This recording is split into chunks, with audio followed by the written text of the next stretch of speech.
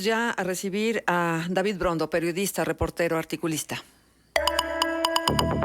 La voz de los protagonistas. Contacto telefónico.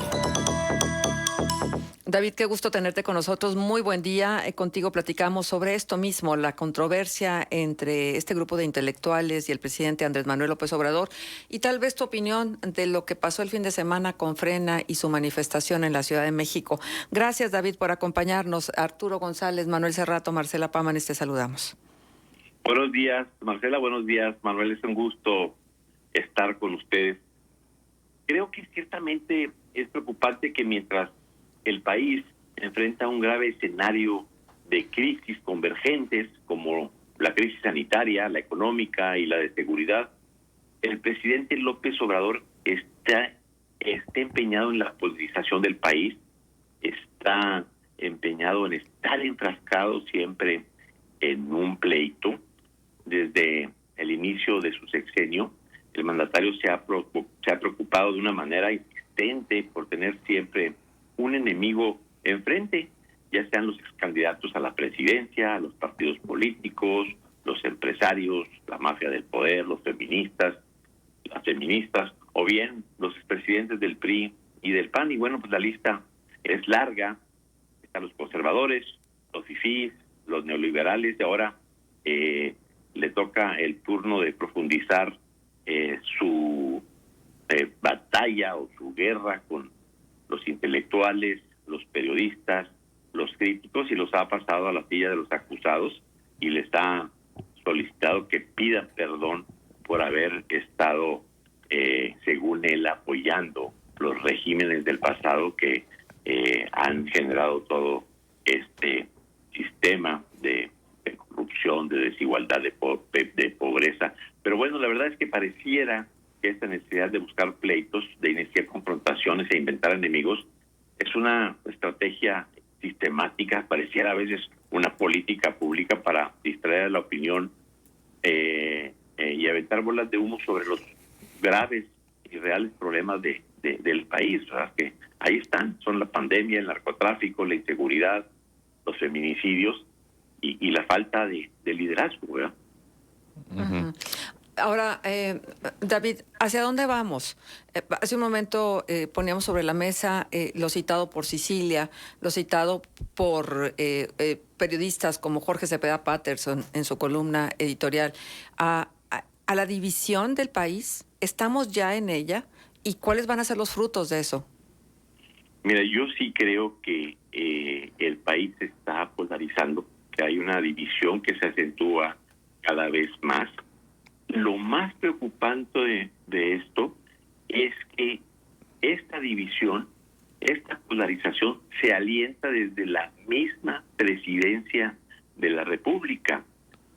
Se trata de un presidente que creemos que es una persona cultivada, culta, es un político con una trayectoria de más de 40 años, un estudioso de la historia y de la sociedad, autor de 16 libros, y él mismo se autodenomina liberal.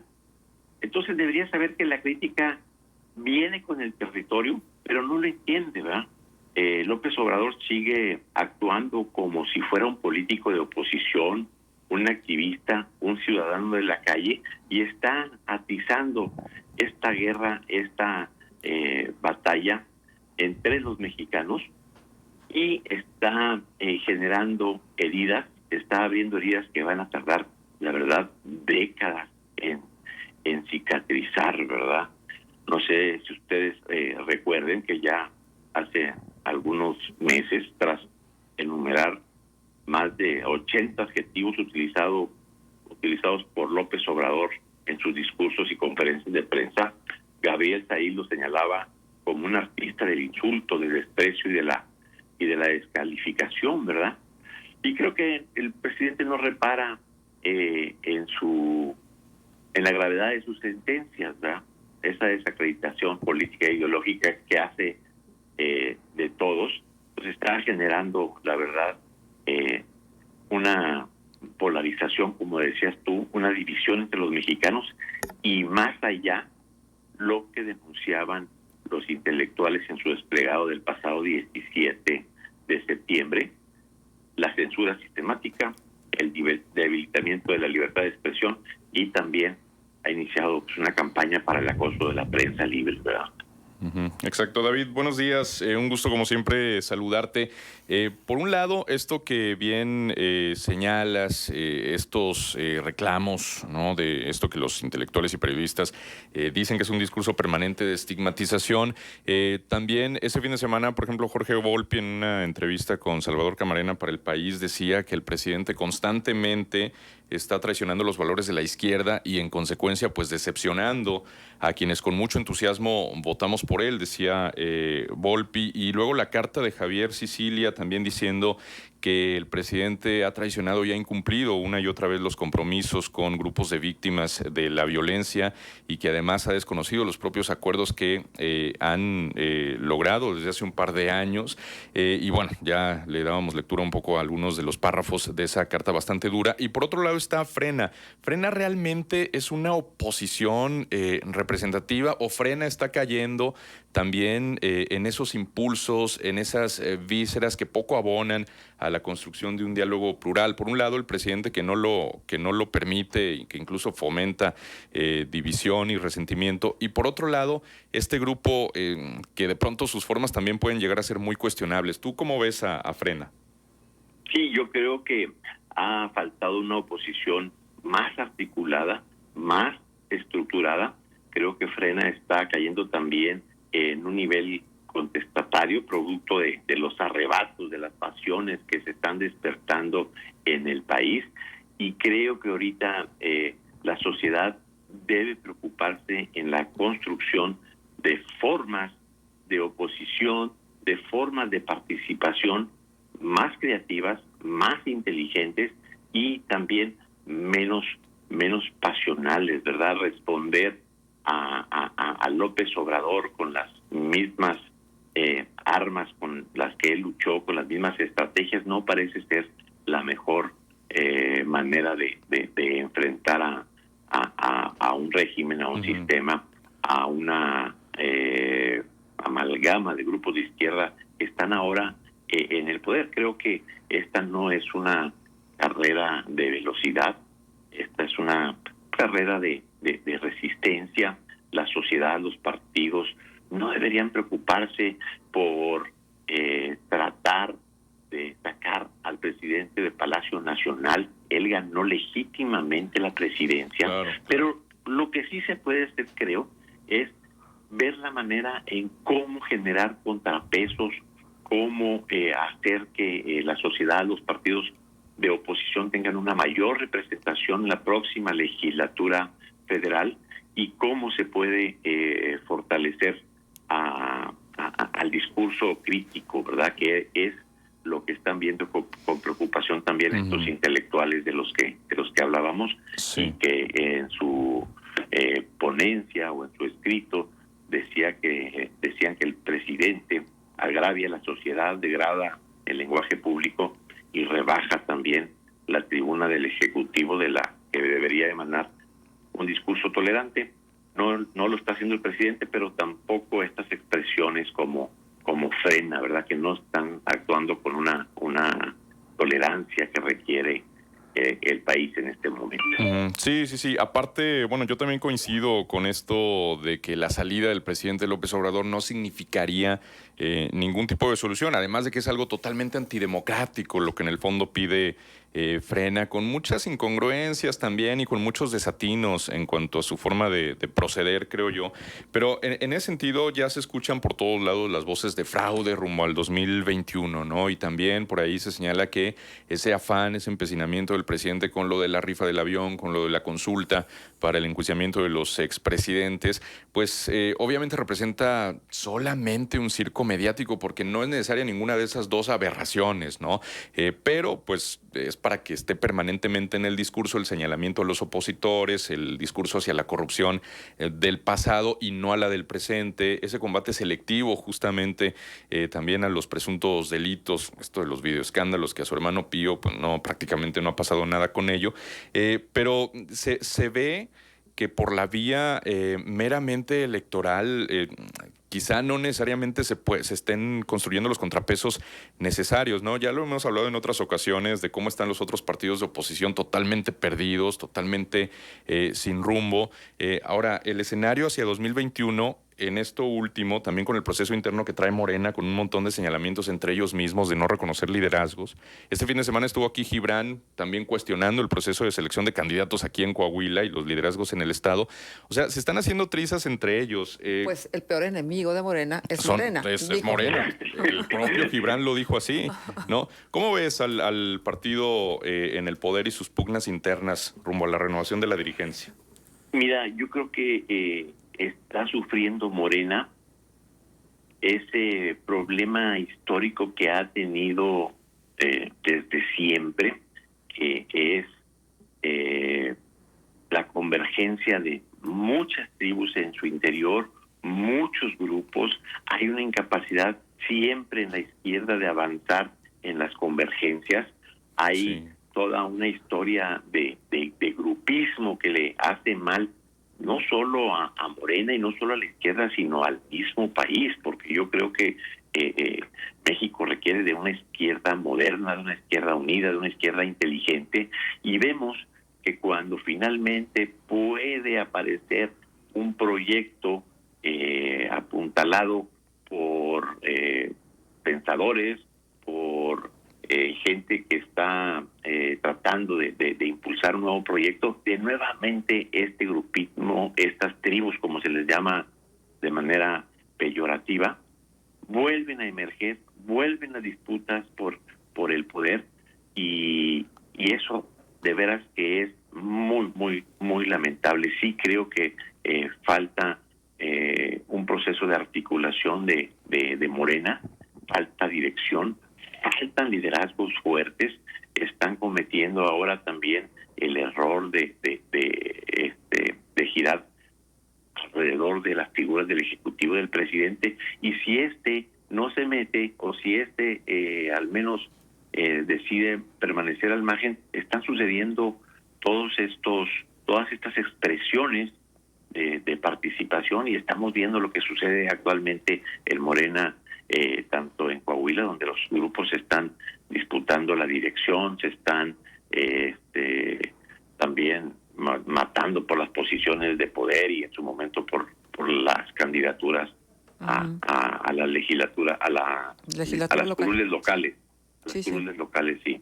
Oye, David, fíjate que se nos viene el tiempo, pero vamos a hacer una pausa comercial para regresar contigo, porque te quiero preguntar, todo esto, pues es un caldo de cultivo, ¿no? No sé si sea un caldo de cultivo que promueva nutriente proteico, que promueva una ciudadanía más participativa, o todo lo contrario. ¿Me permites ir a la pausa y regresar contigo? Regresamos en un momento. Sí, gracias, claro. Vamos a ella. Contextos.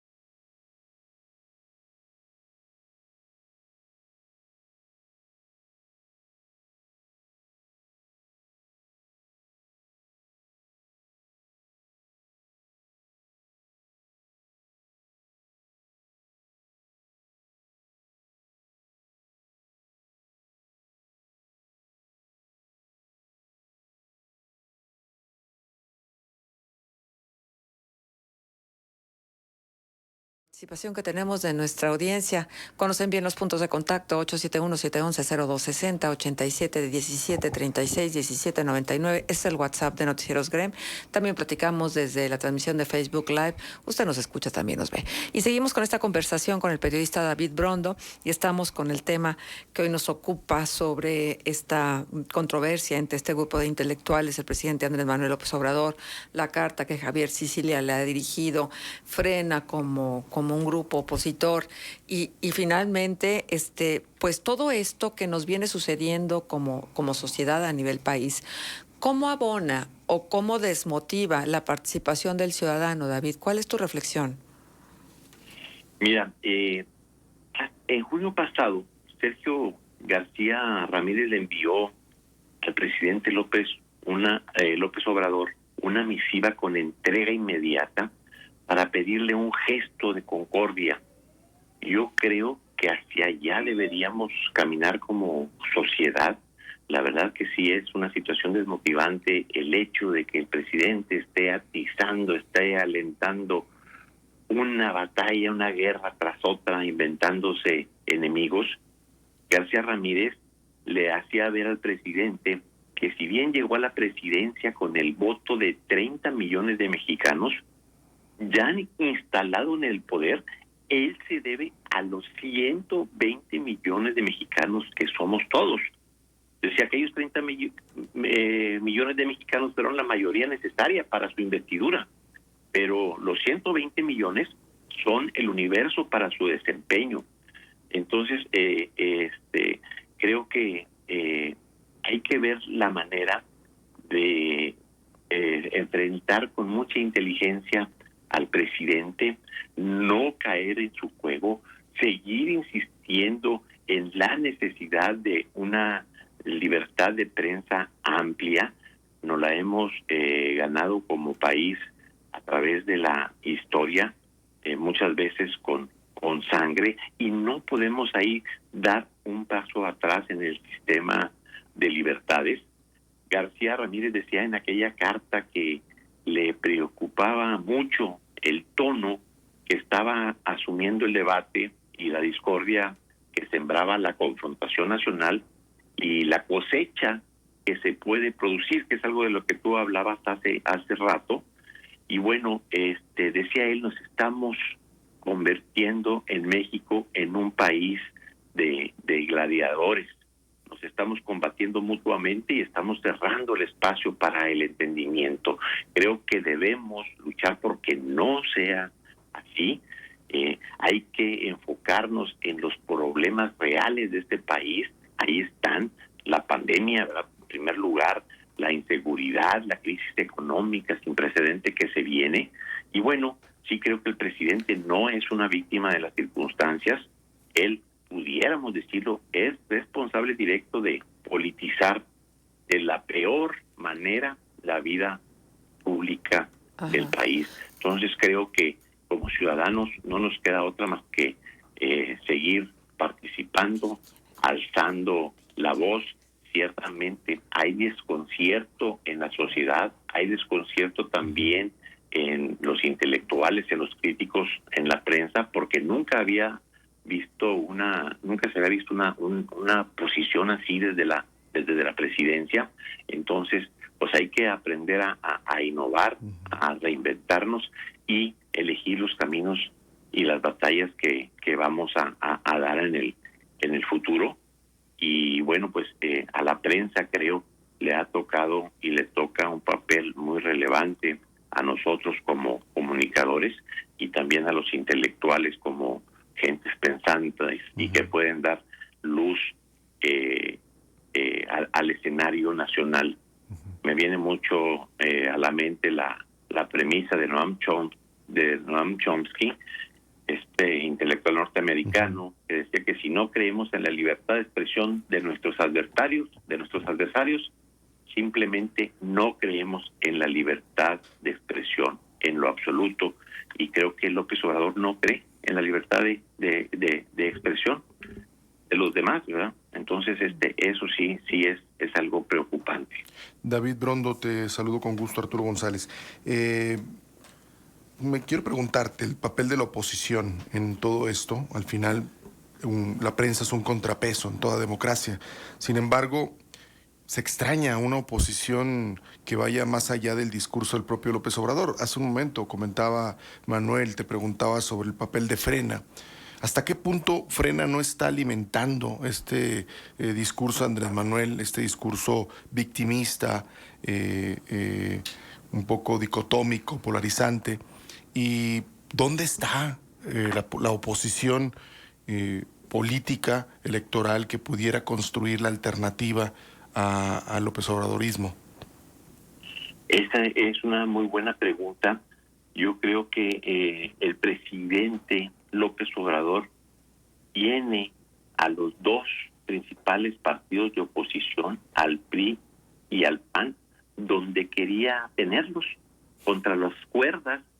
Veo a los dirigentes muy desconcertados, los veo sin propuestas, no hay una estructura sólida de compromisos, ni un proyecto de nación hacia el futuro.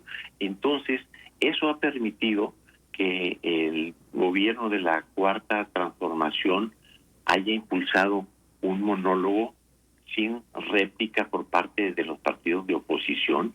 Creo que la historia de los partidos y la historia también personal de muchos de sus exponentes y de muchos de sus ex gobernadores los ha limitado a iniciar una batalla frontal contra el gobierno o ante el gobierno de López Obrador.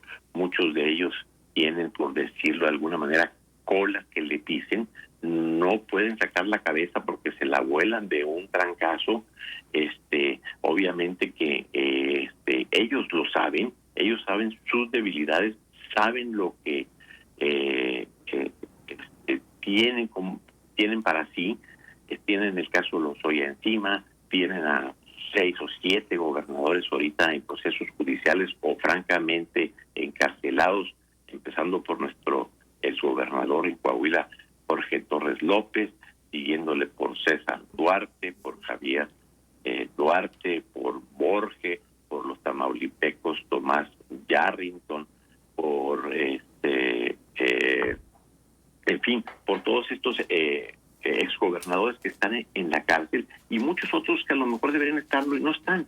Y ellos saben que no están en posición de dar una batalla porque no tienen la solidez para hacerlo, ¿verdad? El mismo dirigente del PRI, por ejemplo, está siendo investigado actualmente por la Fiscalía General de la República.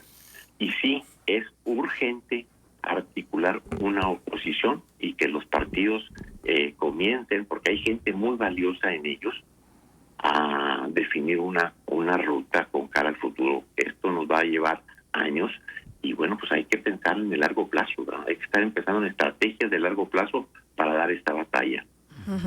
Muy bien, David, pues te agradecemos mucho tu participación con nosotros y tu opinión y tu punto de vista de estos temas que en este momento son los temas. Muchísimas gracias. Muchas gracias, muy buenos días. Hasta luego. Hasta luego, David Brondo, periodista, reportero, articulista. Él tiene una vasta experiencia. Ha trabajado en Reforma, El Norte, La Jornada, Zócalo, Espacio 4 e Infonor. Son las 8:19. Vamos a ir a la pausa comercial y regresamos. Contexto.